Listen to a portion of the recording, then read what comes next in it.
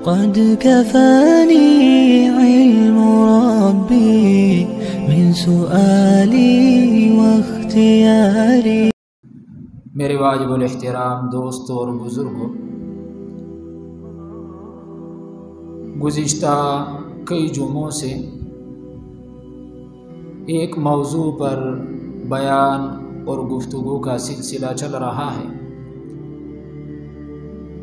صلہ رحمی کی اہمیت قرآن اور احادیث کی روشنی میں بیان کی گئی، اور صلہ رحمی کے جو فوائد ہیں ان کا تذکرہ بھی کیا گیا۔ قطع رحمی کی مذمت، اور پھر یہ رشتے ناطے کیوں ٹوٹتے ہیں، ان کے کیا اسباب ہیں، رشتوں کے ٹوٹنے کے جو اسباب ہیں ان کا تذکرہ چل رہا تھا۔ آج میرے محترم دوستو، مسلمانوں کے آپس کے اختلافات، ناچاکیاں، لڑائیاں، بغض و عداوت، یہ ایک دینی اور معاشرتی بیماری ہے۔ حضور اکرم صلی اللہ علیہ وسلم نے مسلمانوں کو اس بیماری سے بچانے کے لیے اور مسلمانوں کا آپس میں محبت، اخوت قائم کرنے کے لیے بہت سے ہدایات دی ہیں۔ آج گھر گھر میں قدم قدم پر منافرت، لڑائیاں، جھگڑے، اختلافات، ناچاکیاں، اور اس کی وجہ سے میرے محترم دوستو ہماری جو زندگی ہے یہ جہنم بنی ہوئی ہے۔ اب یہ اختلافات کیسے دور ہوں گے اور یہ اختلافات کیوں پیدا ہوتے ہیں، ان اسباب کا ذکر چل رہا تھا۔ رشتے ٹوٹنے کا پہلا سبب کہ دوسروں کے حقوق کے عدم ادائیگی۔ ہر بندہ اپنے حق کا مطالبہ تو کرتا ہے لیکن دوسروں کے حقوق دینے کے لیے تیار نہیں ہے۔ اس کا حل حضور اکرم صلی اللہ علیہ وسلم نے یہ بیان کیا ہے کہ ہر مسلمان اپنے اندر ایثار کا جذبہ پیدا کرے۔ ایثار کا مطلب یہ ہے کہ اپنا حق دبا کر دوسرے کا حق ادا کرنا، اپنے خواہش اور ضرورت کی قربانی دینا، دوسرے کی خواہش اور ضرورت کو پورا کرنا، اس کو مقدم رکھنا۔ جب مسلمانوں کے دلوں میں یہ جذبہ ہوگا تو میرے محترم دوستو وہاں پر محبتیں پیدا ہوں گی، تنازعات، لڑائی، جھگڑے یہ چیزیں نہیں ہوں گی، رشتے ٹوٹنے سے بچ جائیں گے۔ تو پہلا سبب اختلافات کا وہ ہے اپنے حقوق کا مطالبہ اور دوسروں کے حقوق ادا نہ کرنا۔ اس کا حل کہ اپنے اندر ایثار کا جذبہ پیدا کرنا، اس پہ تفصیل سے بات ہوئی تھی۔ دوسرا سبب خاندانی اختلافات کا جو دوسرا سبب ہے وہ ہے دوسروں کو اپنے مزاج کے تابع بنانا۔ حالانکہ پچھلے جمعے تفصیل سے اس پہ میں نے عرض کیا تھا کہ جب دو انسانوں کے چہرے ایک جیسے نہیں ہیں، اس کے ہاتھ کے انگلیوں کے پورے اور اس میں جو باریک باریک لکیریں ہیں وہ ایک جیسے نہیں ہیں، تو پھر دو انسانوں کے مزاج ایک جیسے کیسے ہو سکتے ہیں؟ اب یہ سمجھنا کہ دوسرا 100% میرے مزاج کے مطابق چلے، اگر خاوند یہ کہے کہ بیوی 100% میری مزاج کے مطابق چلے، یہ گھر میں نفرت پیدا کرنے کا سبب بنتا ہے۔ اگر باپ یہ کہے کہ میری اولاد 100% میری مرضی کے مطابق چلے، میری مرضی کے خلاف کوئی کام نہ کرے، تو یہ بھی نفرت پیدا کرنے کا سبب بنتا ہے۔ حالانکہ تو مزاج کا اختلاف ہے اور ساتھ بھی رہنا ہے۔ اگر مزاج کے خلاف کوئی بات سامنے آئے تو اس کو کیا کرنا ہے؟ اس پہ صبر کرنا ہے، اس کو برداشت کرنا ہے۔ اس پہ تفصیل سے بات ہوئی تھی۔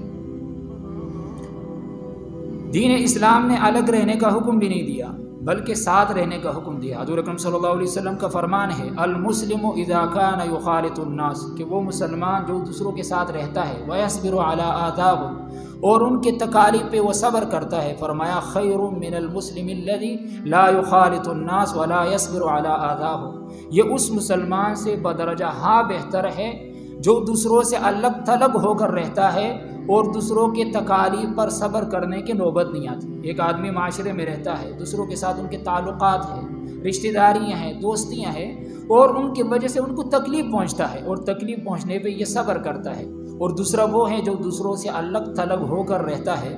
حضور اکرم صلی اللہ علیہ وسلم فرماتے ہیں کہ دوسروں کے ساتھ رہنے والا، تعلقات رکھنے والا، یہ اس مسلمان سے بہتر ہے جو دوسروں سے الگ تھلگ ہو کر رہتا ہے۔ تو میرے محترم دوستو، دوسروں کے ساتھ رہنا ہے۔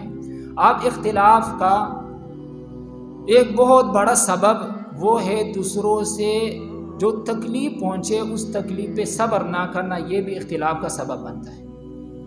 بات سمجھ میں آ رہی ہے؟ دوسروں سے تو تکلیف پہنچے گی کیونکہ مزاج کا اختلاف ظاہر ہوگا۔ جب مزاج کا اختلاف ظاہر ہوگا تو ایسی باتیں سامنے آئے گی جو انسان کے مزاج اور طبیعت کے خلاف ہوں گی۔ اب کیا کرنا ہے؟ اس پہ صبر کرنا۔ اگر اس پہ صبر نہ کیا جائے تو یہ بھی ناچاقی کا اور اختلاف کا سبب بنتا ہے۔ اور ظاہر ہے کہ دوسروں سے کبھی نہ کبھی کوئی نہ کوئی تکلیف تو ضرور پہنچے گی۔ دین اسلام کا حکم یہ ہے کہ اس پہ صبر کیا جائے۔ اور دیکھو میرے محترم دوستو، اللہ اور اس کے رسول صلی اللہ علیہ وسلم نے ہمیشہ ہر انسان کو اس کے فرائض کی طرف ان کی توجہ دلائی ہے۔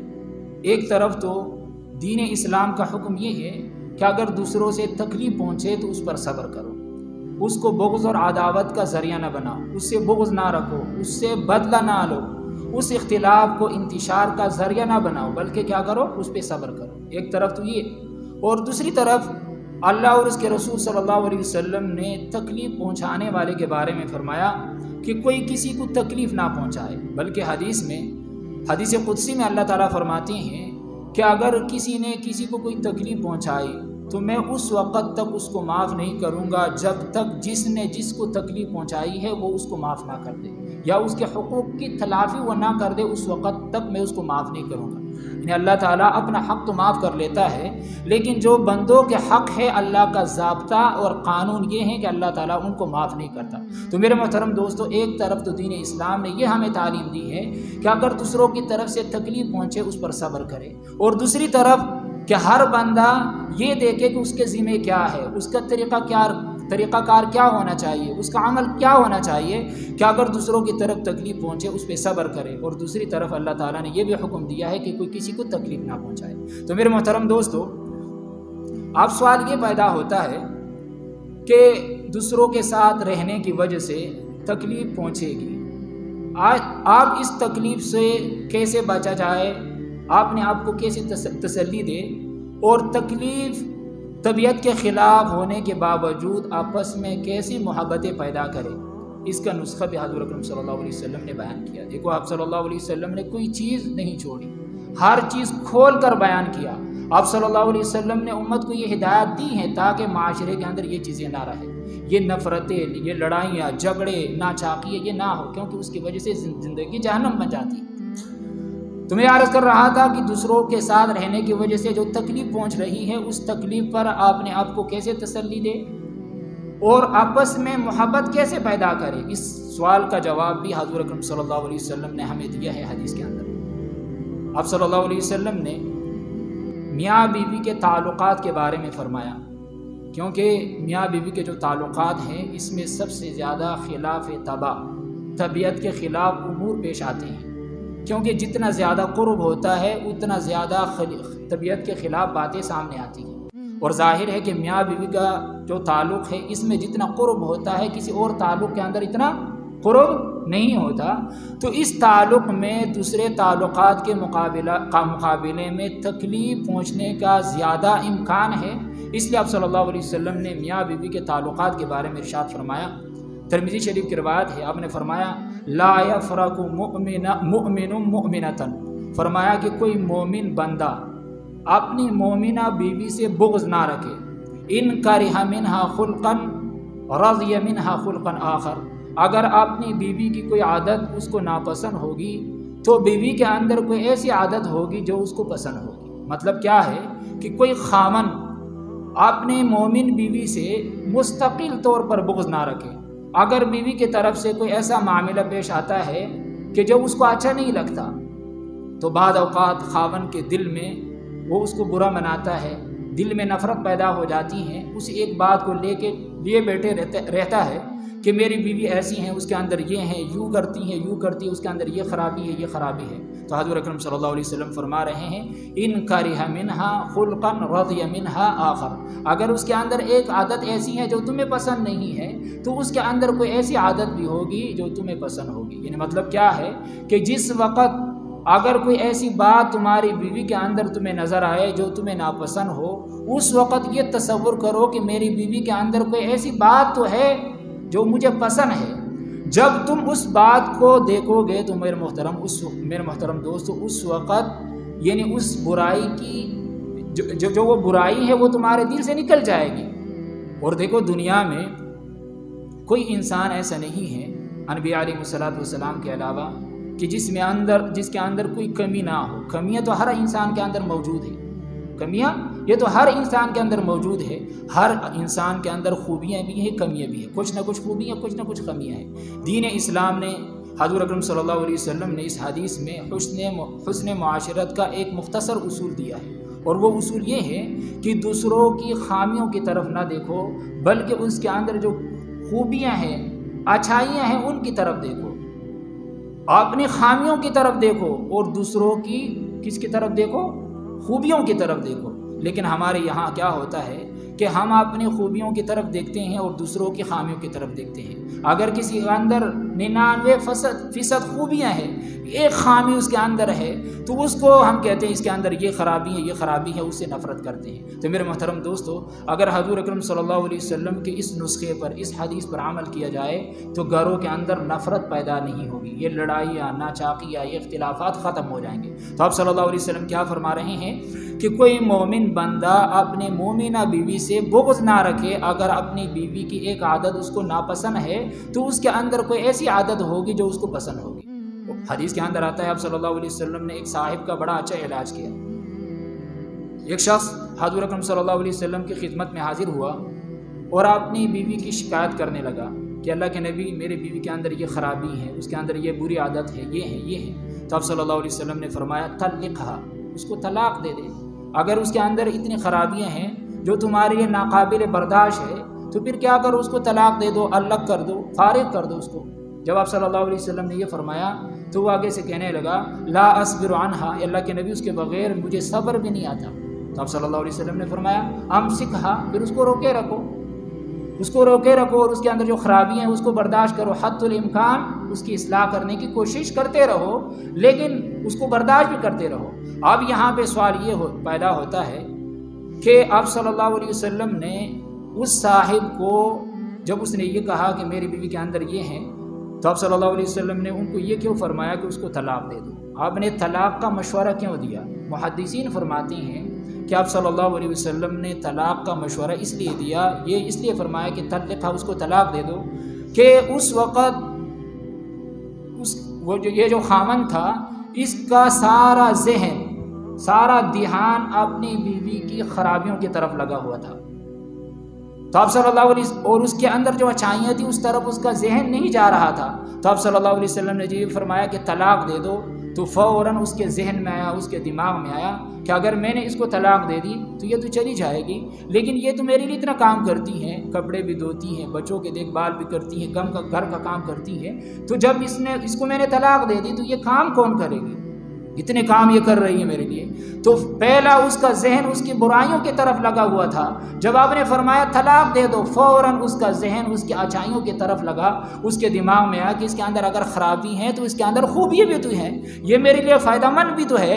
تو پھر کہنے لگا اللہ کے نبی اس کے بغیر مجھے صبر نہیں آتا۔ تو آپ صلی اللہ علیہ وسلم نے فرمایا پھر اس کو روکے رکھو۔ تو میرے محترم دوستو، جب انسان برائیوں کی طرف دیکھتا ہے، کسی کی برائیوں کی طرف دیکھتا ہے، اس کا نتیجہ یہ ہوتا ہے کہ جب برائیوں کی طرف ذہن لگ جاتا ہے تو پھر اس وقت اس کی جو اچھائیاں ہیں اس کی طرف انسان کا دھیان نہیں جاتا اور پھر آنکھوں پہ پردے پڑ جاتے ہیں۔ اس لیے اللہ کے نبی صلی اللہ علیہ وسلم نے حسن معاشرت کا یہ اصول ہمیں دیا۔ یہ صرف بیوی کے بارے میں نہیں ہے بلکہ سب کے بارے میں ہے۔ اگر کسی کے اندر تمہیں کوئی خامی نظر آتی ہے تو یہ دیکھو کہ اس کے اندر اچھائی بھی تو ہے۔ جب تم اچھائیوں کی طرف دیکھو گے میرے محترم دوستو تو اس کی جو خامیاں ہیں وہ تمہارے دل سے نکل جائے گی۔ دیکھو اگر ہم خوبی تلاش کرنا چاہے تو ہر ایک کے اندر ہم خوبی تلاش کر سکتے ہیں۔ جنید بغدادی رحمۃ اللہ علیہ کا واقعہ آپ نے سنا ہوگا کہ اس نے ایک آدمی کو دیکھا کہ اس کے دونوں پاؤں کٹے ہوئے ہیں اور اس کو پھانسی دی جا رہی ہے۔ ایک آدمی کو دیکھا کہ دونوں پاؤں بھی کٹے ہوئے ہیں، دونوں ہاتھ بھی کٹے ہوئے ہیں اور اس کو پھانسی دی جا رہی ہے۔ تو انہوں نے کہا کہ اس کو پھانسی کیوں دی جا رہی ہے؟ تو ان کو بتایا گیا کہ حضرت اس نے پہلی دفعہ چوری کی، اس کا ہاتھ کاٹا گیا، اس نے دوسری دفعہ چوری کی، پاؤں کاٹا گیا، باز نہ آیا، تیسری دفعہ چوری کی، دوسرا ہاتھ کاٹا گیا، چوتھی دفعہ چوری کی تو دوسرا پاؤں کاٹ دیا گیا، لیکن پھر بھی یہ باز نہ آیا، آپ اس کو پھانسی دی جا رہی ہے۔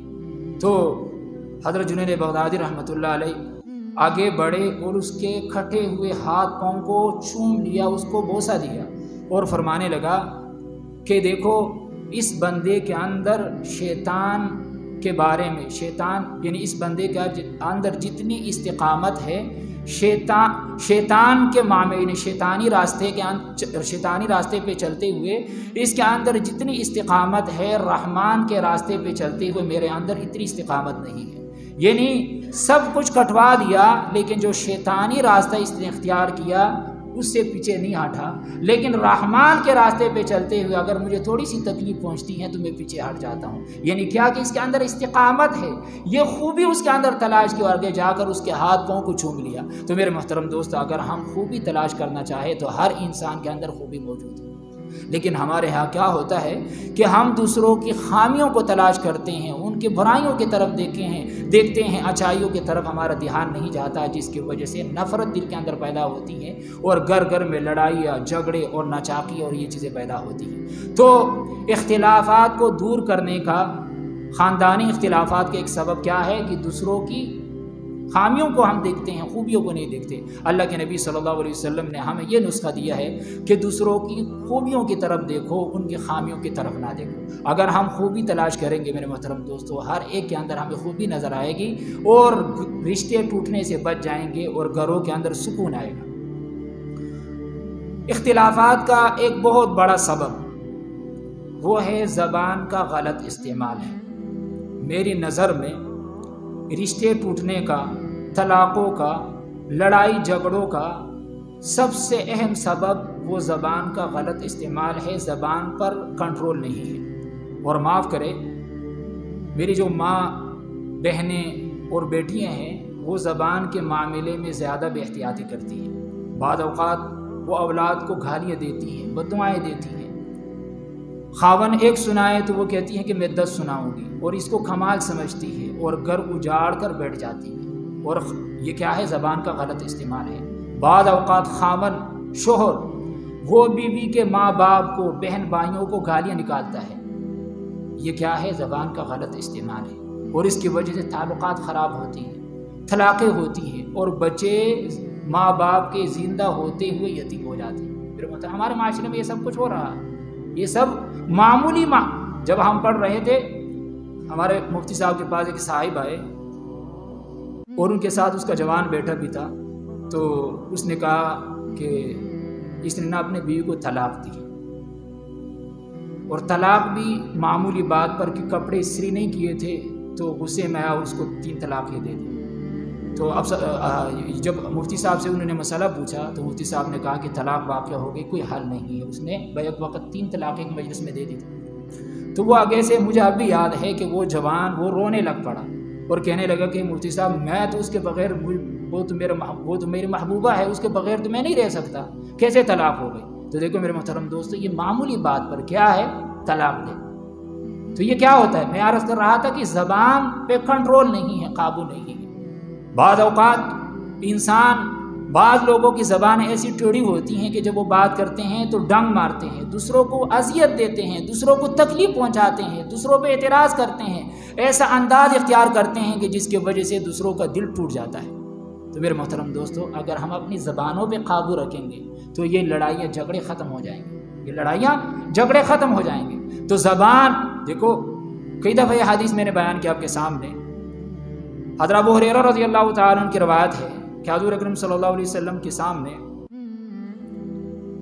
2 عورتوں کا تذکرہ کیا گیا کہ اللہ کے نبی ایک خاتون ہے، تقوم اللیل و تصوم النہار، کہ وہ رات بھر تہجد پڑھتی ہیں اور دن میں روزہ رکھتی ہیں، وتفعل وتصدق، اور اس کے علاوہ نیکی کے بہت سے کام کرتی ہیں، اللہ کے راستے میں صدقہ خیرات بھی کرتی ہیں، یعنی رات بھر وہ قیام کرتی ہیں، تہجد میں رات گزارتی ہیں اور دن میں روزہ رکھتی ہیں، وتفعل میں نیکی کے تمام کام آتے ہیں، یعنی مثال کے تلاوت بھی کرتی ہیں، تسبیح بھی پڑھتی ہیں، اللہ کا ذکر بھی کرتی ہیں، اللہ کے راستے میں خیرات